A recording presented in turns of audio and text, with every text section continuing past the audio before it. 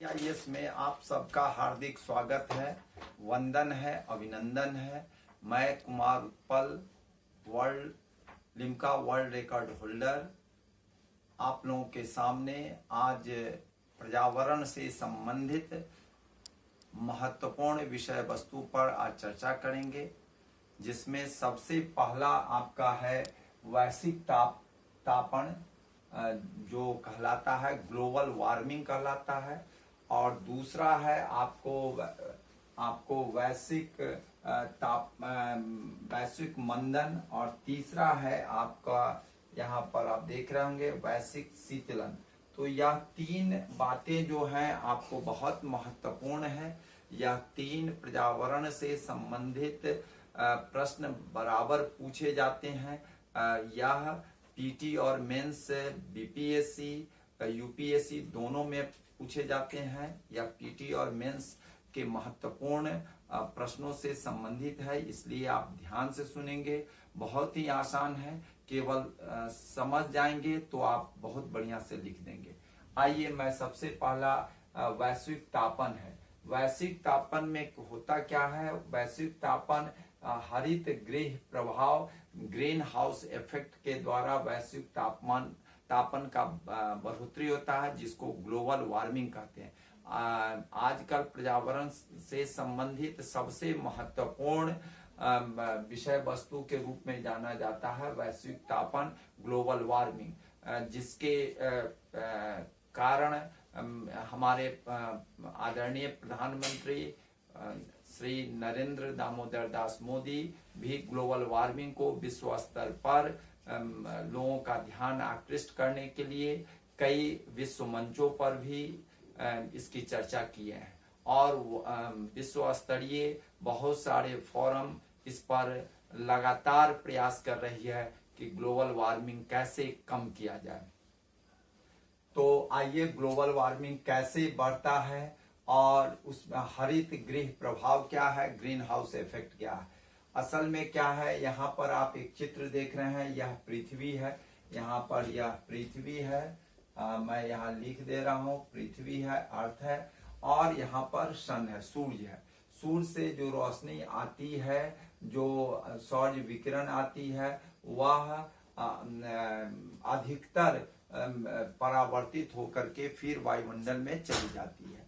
लेकिन इन दिनों हरित गृह गैसों का एक लेयर बनते जा रहा है पर्यावरण में।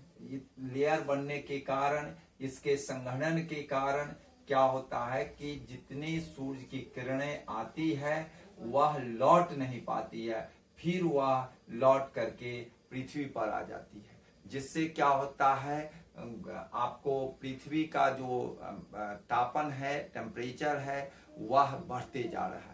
और यह अगर बढ़ते जाएगा तो स्वाभाविक है आपको ग्लेशियर जो है पिघलने लगेंगे और समुद्र तल का जल स्तर बढ़ते जाएगा। तो बहुत सारे देश प्रदेश जलमग्न हो जाएंगे। आपको यह आप लोग जानते ही होंगे कि द्वारका जो है, कृष्ण भगवान का जो द्वारका है, वह कई 100 वर्ष पहले वह धरती पर था, लेकिन जल की बढ़ोतरी, समुद्र तल में जो जल की बढ़ोतरी थी, उसके बढ़ने के कारण वह पूरा द्वारका जलमग्न हो गया, मीन्स समुद्र के नीचे आ गया। आज कई रिमोट सेंसिंग से पता चला है कि पुराना जो द्वारका था वह समुद्र के नीचे वैसा ही भवन, वैसा ही सारा कुछ देखने को मिला है। तो यह जो है जल स्तर बढ़ने का एक ही और प्रमुख कारण है, आपको वैश्विक तापन है। तो वैश्विक तापन मीन्स ग्लोबल वार्मिंग। मैंने यहाँ लिख दिया है कि हरित गृह गैस की परत सूर्य से आने वाली सौर ऊर्जा को पृथ्वी पर तो आने देती है, यह पृथ्वी पर तो आने देती है, लेकिन वह जो लौट जाती थी स्वतः, वह जो सूर्य की किरणें जो आती थी पृथ्वी पर, वह स्वतः लौट जाती थी, उसमें अधिकतर लौट जाती थी। लेकिन यह जो लेयर की संघनन बहुत अधिक, यहाँ पर आप देख रहे होंगे, बहुत अधिक गैसों का जमावड़ा से क्या होता है कि वह परावर्तन नहीं हो करके वायुमंडल में नहीं जा करके लौट आती है, जिससे क्या होता है कि धरती का तापमान बढ़ते जाता है। तो यहाँ पर मैंने लिख दिया है, हरित गृह गैस की परत सूर्य से आने वाली सौर ऊर्जा को पृथ्वी पर तो आने देती है, परंतु सौर किरणों को पृथ्वी पर से पुनः परावर्तित होकर अंतरिक्ष में वापस जाने से रोक देती है। जैसे यहाँ आप देख रहे हैं, रोक देती है, और जिससे गैसों का संकेंद्रण अधिक हो जाता है तथा वैश्विक तापन बढ़ जाता है। तो यही ग्लोबल वार्मिंग है। यह मैं फिर से एक बार बता दे रहा हूं, आप समझने की कोशिश करेंगे। यह सूर्य है, सूर्य की जो किरणें आती है पृथ्वी पर, वह जितनी आती है वह अधिकतर वह लौट जाती है।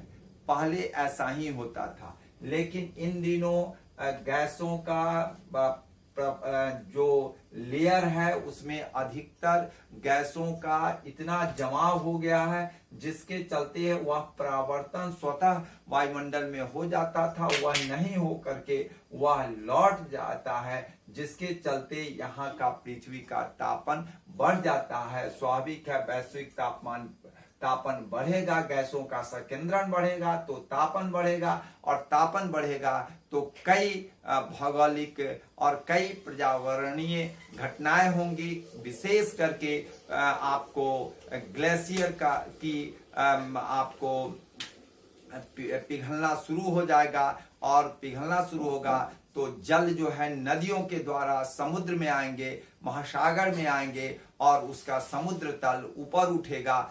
समुद्र तल का जल ऊपर उठेगा तो बहुत सारे आपको देश जलमग्न हो जाएंगे, बहुत सारे क्षेत्र जलमग्न हो जाएंगे।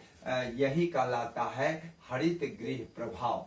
मैं आपको एक बार और बता देता हूं, वैश्विक तापन शब्द का प्रयोग वैली ब्रेकर, यह बहुत महत्वपूर्ण है। वैली ब्रेकर यहाँ पर मैंने लिख दिया हूं, वैली ब्रेकर जो है आपको यहाँ पर लिखा हुआ है, वैली ब्रेकर। या 8 अगस्त 1975 को यह प्रथम बार यह शब्द का उपयोग किए थे। तो यह उस समय उतना महत्वपूर्ण नहीं समझा जाता था, लेकिन आजकल इसका महत्वपूर्ण भूमिका हो गई है, इसलिए इसको हम लोग इस पर बहुत ज्यादा चर्चा करते हैं। तो यह टर्म जो है वैश्विक तापन जो है, ग्लोबल वार्मिंग टर्म, सबसे पहला वैली ब्रेकर 8 अगस्त 1975 को दिया था। इसको ध्यान रखेंगे। या पीटी में 9 पब्लिक सर्विस कमीशन और 1 यूपीएससी में निश्चित ही पूछेगा, इसको ध्यान रखेंगे। अब मैं इस चित्र को आप समझ गए होंगे। अब मैं आता हूं कि यह हरित गृह प्रभाव जो है, ग्रीन हाउस इफेक्ट से विभिन्न गैसों का, विश्व स्तरीय विभिन्न गैसों का क्या योगदान है। तो सबसे ज्यादा इसका ग्रीन हाउस इफेक्ट में आपको हरित गृह प्रभाव में सबसे ज्यादा योगदान पूछेगा तो जलवाष्प है। जलवाष्प के छोटे छोटे कण जो आपको परावर्तन करने में रोकती है, जिससे वह फिर लौट के पृथ्वी पर आ जाती है, जिसमें आपको यह 36.72 है। इसको आप लोग ध्यान रखेंगे, यह निश्चित ही पूछेगा। दूसरा है कार्बन डाइऑक्साइड का, या कार्बन डाइऑक्साइड का है 9.26, या आपको कार्बन डाइऑक्साइड का, मीथेन का 4.9 है, और ओजोन का है 3.7 है। तो यह चारों को मुख्य रूप से जलवाष्प को याद रखेंगे, कार्बन डाइऑक्साइड को याद रखेंगे, यह दोनों आपको पूछेगा, यह ध्यान रखिएगा। सबसे ज्यादा हरित गृह प्रभाव, ग्रीन हाउस इफेक्ट में किस गैसों का योगदान सर्वाधिक है, तो उसमें अगर जलवाष्प की बात आई तो जलवाष्प दे देंगे, अगर गैस की बात आई तो कार्बन डाइऑक्साइड सबसे ज्यादा देंगे। वह डेटाबेस हम आपको बता दिए हैं, आप लोग ध्यान रखेंगे। दूसरी बात है कि सर्वाधिक CO2, क्योंकि ये जलवाष्प के अलावे जो जलवाष्प तो प्राकृतिक है, यहाँ पर जो है आपको इंडस्ट्री के द्वारा और उद्योग के द्वारा जो कार्बन डाइऑक्साइड निकलते हैं, व्हीकल के द्वारा गाड़ियों के द्वारा जो कार्बन डाइऑक्साइड उत्सर्जन होते हैं, उस उत्सर्जन वाले सर्वाधिक उत्सर्जन करने वाले विश्व स्तरीय देशों का मैं एक डेटाबेस दे रहा हूं, जिसमें सबसे अधिक चीन 23.33%, 23.33% यह CO2 का मीन्स कार्बन डाइऑक्साइड का उत्सर्जन करती है। उसके बाद दूसरा पोजीशन है संयुक्त राज्य अमेरिका का, जो 18.11 मीन्स 18.11 मीन्स 18.11% इसका है। यूरोपियन संघ का है 14.04% है। भारत का बहुत ही कम है। इन देशों के तुलनात्मक अध्ययन के आधार पर 5.78% है।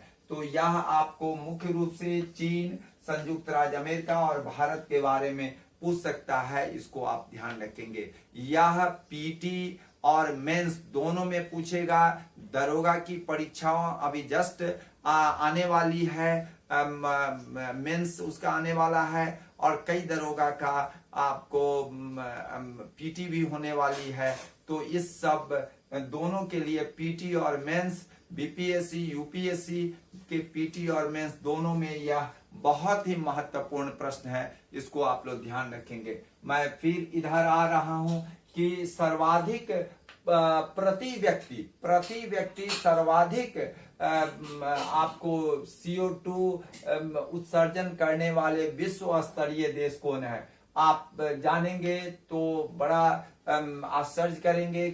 इसलिए आश्चर्य करेंगे क्योंकि कतर जो है 53.5% है, 53.5% है। ट्रिनिडाद एवं टोबैको में 37.3% है। संयुक्त अरब अमीरात 34.6% है। तो यह CO2 के आपको उत्सर्जन करने में सबसे अधिक है। आप कहेंगे कि सर यह जो है अमेरिका में, यूरोपियन कंट्री में क्यों नहीं प्रति व्यक्ति होता है? असल में यहाँ कतर एक ऐसा देश है जहाँ पर काफी उनकी आय जो है आपको ऑयल के चलते, नेचुरल ऑयल के चलते आपको जो आपका उनके ऑयल भंडार है, तेल भंडार के चलते वहाँ आमदनी काफी बहुत अधिक है। और छोटे से देश हैं, वहां पर हर आदमी, वहां पर तो ऐसा नियम है कि 5 साल तक ही बिल्डिंग रखना है और 5 सालों के बाद उसको ध्वस्त कर देना है। मेरे कई जान पहचान के मेरे स्टूडेंट वहां रहते हैं, वो बता रहे थे कि 5 साल में ही घर बनाना है, उसको ध्वस्त कर देना, फिर से बनाना है। हम लोगों के यहाँ भारत में क्या है कि एक जनरेशन क्या 2-3 जनरेशन तक उसका उपभोग करते हैं, लेकिन वहां 5 साल का। इसलिए वहां पर इतनी आमदनी है कि वो लोग क्या करते हैं कि वो विभिन्न तरह के कार्य करते रहते हैं, जिसमें कार्बन डाइऑक्साइड का उत्सर्जन सबसे अधिक होता है। यह कतर है, कतर आप ध्यान रखेंगे सबसे अधिक है। यह डेटाबेस बहुत सारे लड़के को कंफ्यूज कर जाएगा। क्यों नहीं यूरोपियन कंट्री का नाम है, क्यों नहीं अमेरिका, संयुक्त राज्य अमेरिका का नाम है, इसमें क्यों नहीं कनाडा, जापान और चीन का नाम है, क्यों कतर का है? इसलिए आप ध्यान रखेंगे, यह डेटाबेस सही है और इसको याद रखेंगे। ट्रिनिडाद एवं टोबैको में हमारे बिहार के बहुत सारे लेबरर वहां पर जाकर के ब्रिटिश कालीन समय से ही वहां पर रहे हैं, इसलिए वहां पर बहुत सारे कार्य अभी हो रहे हैं, जो आपको वहां पर भी 37.3% है। तो यह डेटाबेस बहुत महत्वपूर्ण है, इसमें लोगों को कंफ्यूजन हो जाता है, इसलिए मैंने इसको चर्चा कर दिया। हरित गृह गैसेस कौन कौन है आपको बता देते हैं। एक प्राकृतिक रूप से उत्पन्न है, दूसरा जो है मानवीय गतिविधियों से उत्पन्न है। मानवीय गति, एक तो प्राकृतिक मीन्स होगा प्रकृति के द्वारा उत्पन्न, ठीक है ना, और दूसरा है मानवीय गतिविधियों से उत्पन्न है, मीन्स हम लोगों के कारण जो गैस का निर्माण होता है उसकी बात मैं कह रहा हूं। तो सबसे पहला प्राकृतिक रूप से उत्पन्न में carbon dioxide, CO2, methane, nitrogen oxide जिसको नाइट्रस ऑक्साइड कहते हैं, एरोसोल है, जलवाष्प है, ओजोन है। अब इधर मानवीय गतिविधियों से क्लोरोफ्लोरोकार्बन जो आपके फ्रिज में, एसी में इसका उपयोग होता है, हाइड्रोक्लोरोकार्बन, परफ्लोरोकार्बन, ये सब है मानवीय गतिविधियों से उत्पन्न है। तो आपके ये हरित गैसेस को आप ध्यान रखेंगे। अब वैश्विक तापन के प्रभाव क्या क्या हो सकता है, जिसकी चर्चा मैंने अभी जस्ट किया है, फिर से मैं इसका विस्तार पूर्वक चर्चा कर दे रहा हूं, क्योंकि आपको 65वीं बीपीएससी की मुख्य परीक्षा भी बाकी है, उसमें यह पर्यावरण से संबंधित प्रश्न निश्चित ही आएंगे। तो यह जो है आप लोगों को ध्यान रखना है कि हम किसी न किसी तरह से लिख दें और बढ़िया से लिख दें, इसमें बहुत नंबर उठता है। दूसरी बात है कि यह जो है पर्यावरण जो आपका विषय है वह भूगोल में भी है, जिसको पर्यावरण भूगोल कहते हैं, और बॉटनी में भी पर्यावरण इकोलॉजी के रूप में पढ़ना है, जूलॉजी में भी पढ़ना है, और अभी करंट विषय वस्तुओं में, समसामयिक विषय वस्तुओं में भी पर्यावरण से संबंधित बहुत सारे प्रश्न आते हैं। इसलिए आपका यह निश्चित ही है कि पर्यावरण से संबंधित इन जो प्रश्न है ये पूछे ही जाएंगे। इसको केवल आपको ध्यान रखना है, थोड़ा सा ध्यान रखेंगे, there is no need of remembering, उसको बार बार याद करने की जरूरत नहीं है।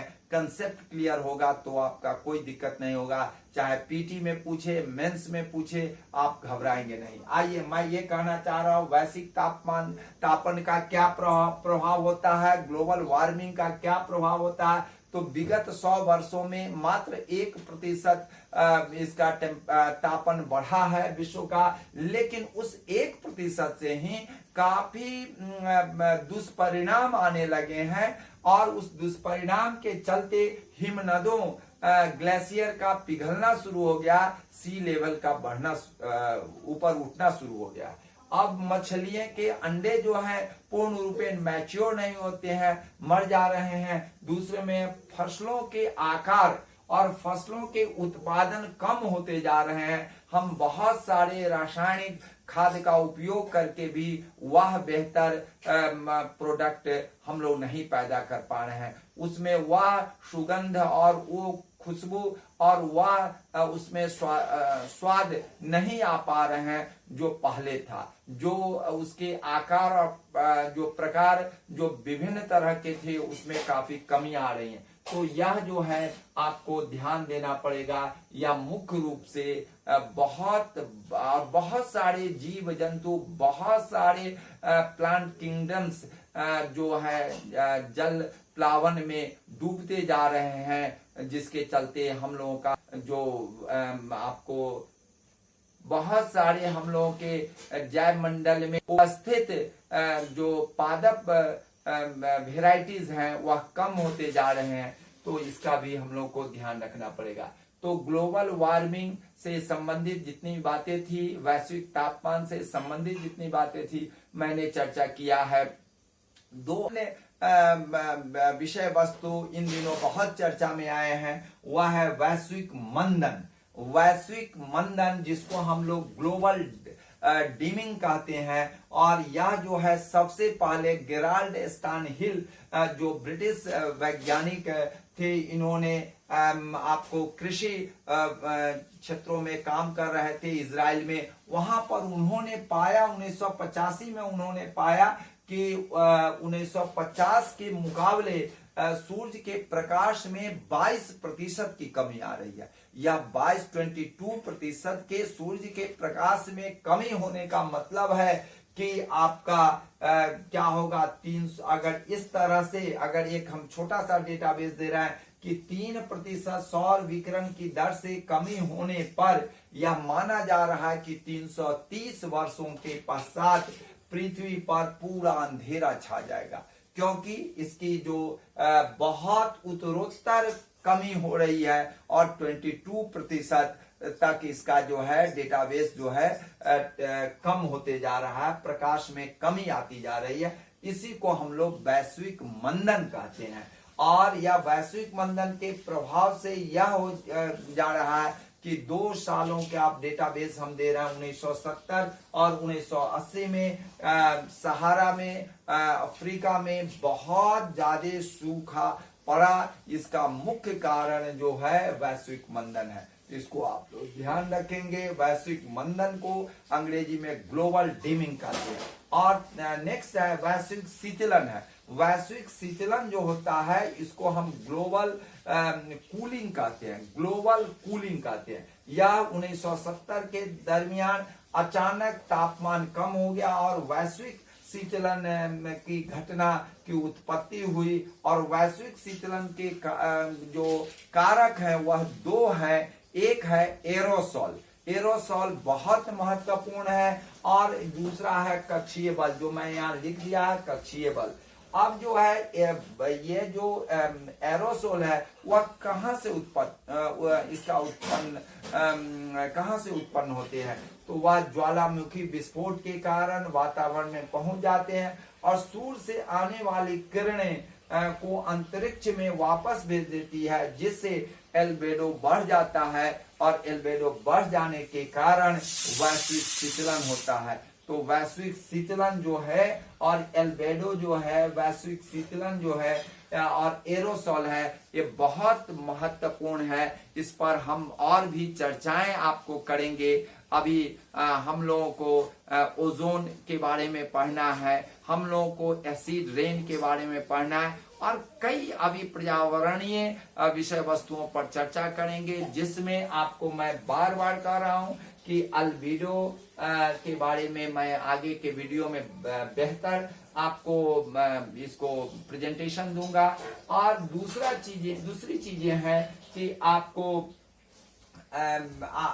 इसके अलावे कई महत्वपूर्ण है, जैसे ग्लोबल कूलिंग की और भी हम चर्चा करेंगे। ये सब जो चीजें हैं, एरोसोल के बारे में बहुत सारी चर्चा करेंगे।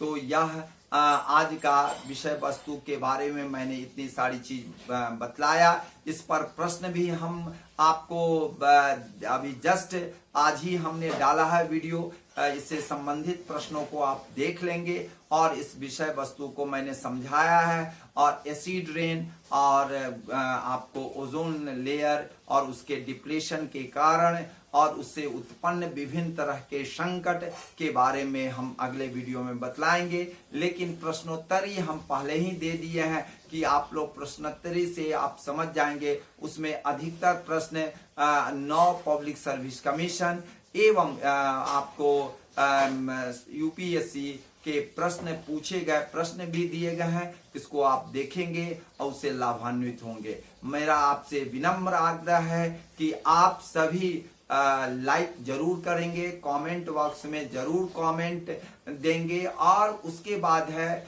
आपको शेयर और सब्सक्राइब करेंगे और आपको बेल आइकन जरूर दबाएंगे। जय हिंद, जय भारत।